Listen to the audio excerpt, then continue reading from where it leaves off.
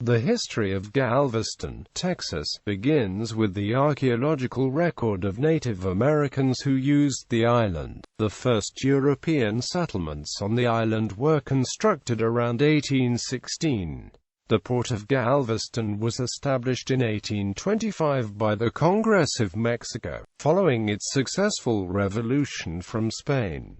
The city served as the main port for the Texas Navy during the Texas Revolution. Galveston was founded in 1836 by Matthew Sabo and served as the capital of the Republic of Texas. The Battle of Galveston was fought in Galveston Bay during the American Civil War when Confederate forces under Major General John B. Magruder attacked and expelled occupying Union troops from the city. During the mid-19th century, Galveston emerged as an international city with immigration and trade from around the U.S. and the world. The city became one of the nation's busiest ports and the world's leading port for cotton exports. Galveston became Texas' largest city and, during that era, was its prime commercial center. In 1900, the island was struck by a devastating hurricane. Even post-Hurricane Katrina, this event holds the record as the United States' deadliest natural disaster. During the 1920s and 1930s, the city re-emerged as a major tourist destination centered on casinos and other vice businesses.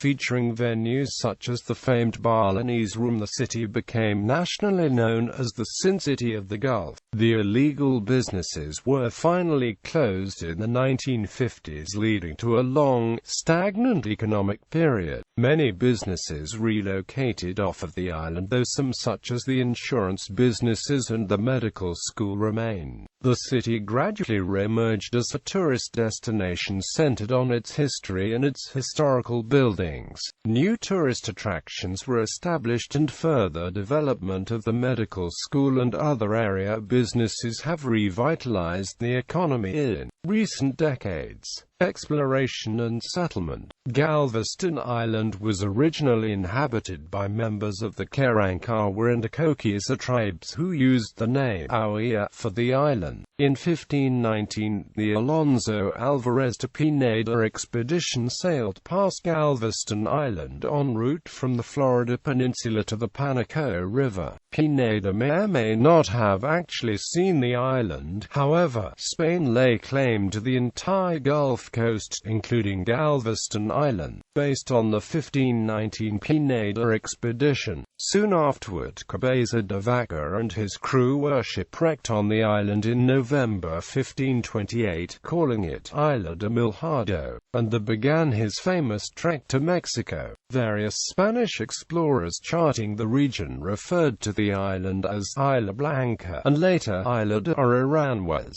In 1685, French explorer La Salle named the island San Luis, and the name became fixed for some time. The earliest known map of the island and the bay was made by French explorer Bernard de la Harpe in 1721, who left the island unnamed but named the bay Port Francois. Quote, in 1785, Spanish explorer José de Rivera, during his own charting of the Gulf Coast, referred to the island as San Luis, and the bay as Bafia de Galvez, in honor of Bernardo de Galvez y Madrid, Count of Galvez. The name San Luis for the island continued to be used by the Spanish and the Mexicans. The first permanent European settlements on the island were constructed around 1816 by the pirate Luis Michel Ory as a base of operations to support Mexico's rebellion against Spain. In 1817, Ory returned from an unsuccessful raid against Spain to find the island occupied by the pirate Jean Lafitte, who took up residence thereafter, having been driven from his stronghold in Barataria Bay off the coast of New Orleans, Louisiana. Lafitte organized the island's settlement into a pirate kingdom he called Campeche, anointing himself the head of of government. Lafitte remained at Camp Chi until 1821, when he and his raiders were given an ultimatum by the United States Navy: leave or be destroyed. Lafitte burned his settlement to the ground and sailed under cover of night for parts unknown. Following its successful revolution from Spain, the Congress of Mexico issued a proclamation on October 17, 1825, establishing the Port of Galveston, and in 1830 erected a customs house. During the Texas Revolution, Galveston served as the main port for the Texas Navy. Galveston also served as the capital of the Republic of Texas when, in 1836, interim President David G. Burnett relocated his government there. In 1836, Michel Branham-Ormenard, a native of Canada, along with several associates, purchased 4,605 acres of land for $50,000 from the Austin colony to found the town that would become the modern city of Galveston. The Congress of the Republic of Texas hired Robert C. Trimble and William Lindsay to survey this land, and they completed the surveys in 1837. Menard and his associates began selling plots on April 20, 1838. In 1839, the city of Galveston adopted a charter and was incorporated by the Congress of the Republic of Texas. By this time, the name San Luis for the island had been abandoned, and Galveston had become the island's exclusive name. The city of Galveston became important in the slave trade, establishing itself as the largest slave market west of New Orleans. Census records from 1860 show a population of 1,178 slaves compared to 6,000 free persons living in the city. The proportion of slaves, however, was somewhat less than the rest of Texas. Tensions over slavery in the U.S. as a whole eventually led to the American Civil War, which Texas joined on the side of the Confederacy. The Battle of Galveston was fought in Galveston Bay and Island on January 1, 1863, when Confederate forces under Major General John B. Magruder attacked and expelled occupying Union troops from the city, which remained in Confederate hands for the duration of the war. In May 1865, the Larks successfully evaded the Union blockade off of Galveston Harbor and headed for Havana, becoming the final Confederate ship to slip through the blockade from any southern port. In the late 1890s, the Fort Crockett defenses and coastal artillery batteries were constructed in Galveston and along the Bolivar roads. Juneteenth, which is the oldest nationally celebrated commemoration of the ending of slavery in the United States, owes its origins to the announcement of the Emancipation Proclamation upon the return of Union forces to Galveston in 1865. Galveston was the first city in Texas to provide a secondary school and public library for African Americans. Golden Era. At the end of the 19th century, the city of Galveston was a booming metropolis with a population of 37,000. Its position on the natural harbor of Galveston Bay along the Gulf of Mexico made it the center of trade in Texas, and one of the largest cotton ports in the nation, in competition with New Orleans. Between 1838 and 1842, 18 newspapers were started to serve the island's rapidly growing population. A causeway linking the island with the mainland was finished in 1860, which paved the way for railroad expansion. During this golden era of Galveston's history, the city was home to a number of state firsts that include the first post office, the first naval base, the first Texas chapter of a Masonic order, the first cotton compress, the first parochial school, the first insurance company, the first gas lights, first Roman Catholic hospital, first Jewish Reform congregation, the first opera house,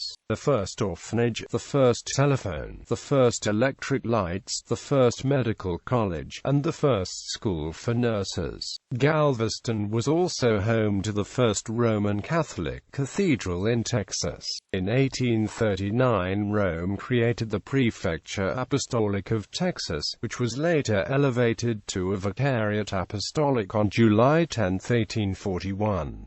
Then, on May 4, 1847, Pope Pius IX approved the creation of the Diocese of Galveston and named St. Mary's Church the cathedral for the entire state of Texas. During the mid-19th century, Galveston, though not a large city by world standards, emerged as an international city with immigration and trade from around the U.S. and around the world. The island has sometimes been called the Ellis Island of the West, as it was the primary point of entry for European immigrants settling in the western United States. German immigration during this period was so great that the German language became a commonly used language on the city's streets. The immigrants were not simply the poor of the oppressed seeking refuge, but many of the educated middle class.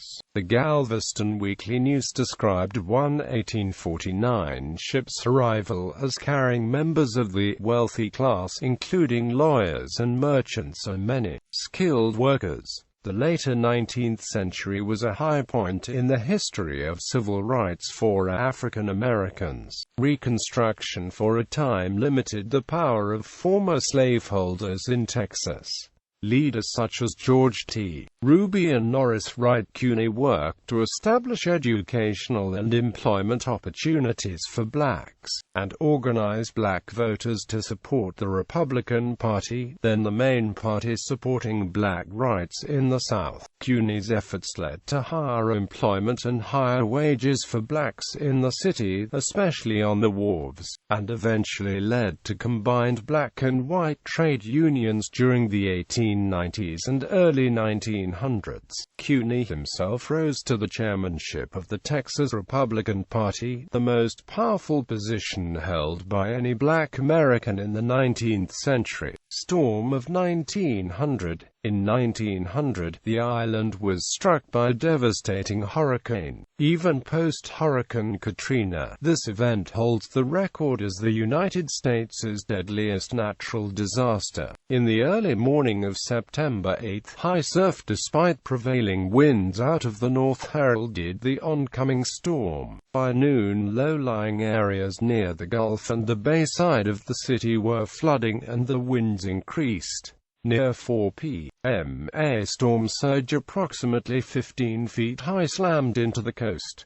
Wind speeds reached approximately 125 miles per hour. Isaac Klein was the Bureau's chief meteorologist. An account of the events surrounding the hurricane based on his personal records is given in Isaac's Storm by Eric Larson. The city was devastated and an estimated 6,000 to 12,000 people on the island were killed. After the storm, the city decided to shore up its defenses against future storms by constructing a permanent concrete seawall along a large portion of the beach front. The entire grade of the city was raised some 17 feet behind the wall to several feet near the bay. Rebuilding and the open era. Despite attempts to draw new investment to the city after the hurricane, Galveston has never fully returned to its previous levels of national importance or prosperity. Development was also hindered by the construction of the Houston Ship Channel, which brought the Port of Houston into direct competition with the natural harbor of the Port of Galveston for sea traffic. To further her recovery and rebuild her population, Galveston actively solicited immigration. Through the efforts of Rabbi Henry Cohen and Congregation B'nai Israel, Galveston became the focus of an immigration plan called the Galveston Movement that, between 1907 and 1914, diverted roughly 10,000 Eastern European Jewish immigrants from the crowded cities of the northeastern United States. Additionally, numerous other immigrant groups, including Greeks, Italians and Russian Jews, came to the city during this period. This immigration trend substantially altered affected the ethnic makeup of the island, as well as many other areas of Texas and the western U.S.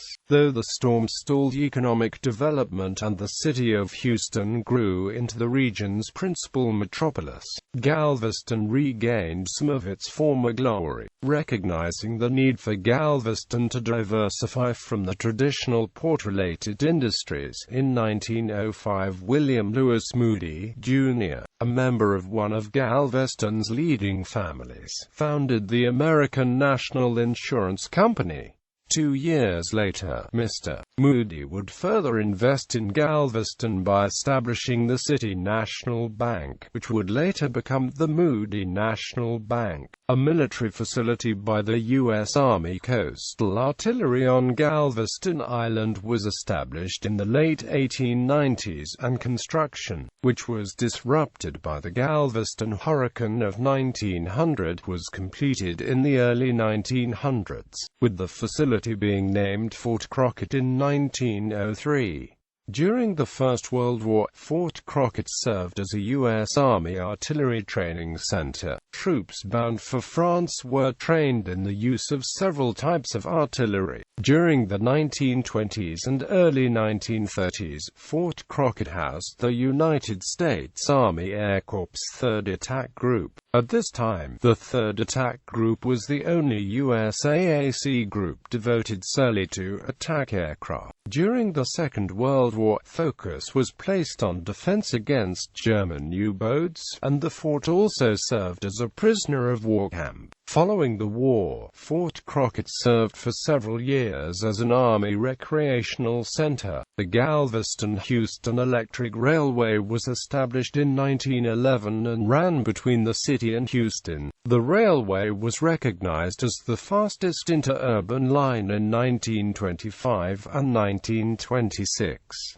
During the 1920s and 1930s, the city re-emerged as a major tourist destination. Under the influence of Sam Maceo and Rosario Maceo, the city exploited the prohibition of liquor and gambling in clubs like the Balinese Room, offering entertainment to wealthy Houstonians and other out-of-towners, combined with prostitution which had existed in the city since the American Civil War. Galveston became known as the Sin City of the Gulf. Galvestonians accepted and even supported the illegal activities, often referring to their island as the Free State of Galveston. The island had entered what would later become known as the Open Era. Aside from the vice-oriented entertainment, the city hosted many legitimate entertainment venues and events. One of the most famous was the annual Pageant of Pulchritude beauty contest. This event became the first international contest and attracted participants from England, Russia, Turkey, Brazil, and many other nations until its demise in 1932.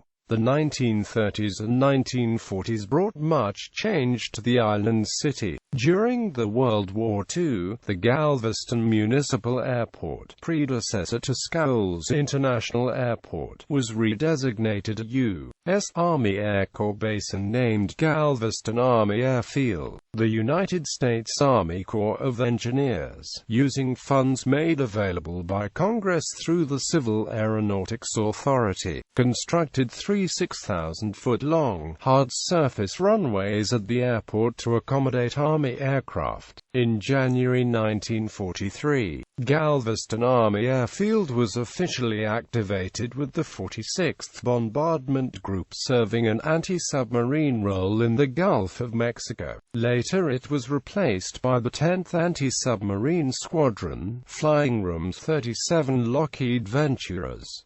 In 1942, William Lewis Moody, Jr., along with his wife Libby Sheen Rice Moody, established the Moody Foundation, with the purpose of benefiting present and future generations of Texans. The foundation, one of the largest in the United States, would play a prominent role in Galveston during later decades, helping to fund numerous civic and health-oriented programs. The end of the war drastically reduced military investment in the island. Increasing enforcement of gambling laws and the growth of Las Vegas put pressure on the gaming industry on the island. Finally, in 1957, Texas Attorney General Will Wilson and the Texas Rangers began a massive campaign of raids which wrecked gambling and prostitution in the city. As these vice industries crashed, so did tourism, taking the rest of the Galveston economy with it. Neither the economy nor the culture of the city was the same afterward. Civic leaders made several failed attempts at new ventures, including the failed Oleander Bowl football tournament and the Pelican Island Bridge for access to a new industrial park which never materialized. Nevertheless, key non-entertainment sectors such as insurance, banking, and a medical school helped to keep the economy viable. Recent history. The economy of the island entered a long, stagnant period. Many businesses relocated off of the island. By 1959, the city of Houston had long outpaced Galveston in population and economic growth. Recognizing this, the Reverend Gwendolyn J. Nold, 5th Bishop of the Galveston Diocese, was permitted by the Vatican to erect a cathedral of convenience in Houston, naming Sacred Heart Church as co-cathedral. The diocese was then redesignated the Diocese of Galveston-Houston.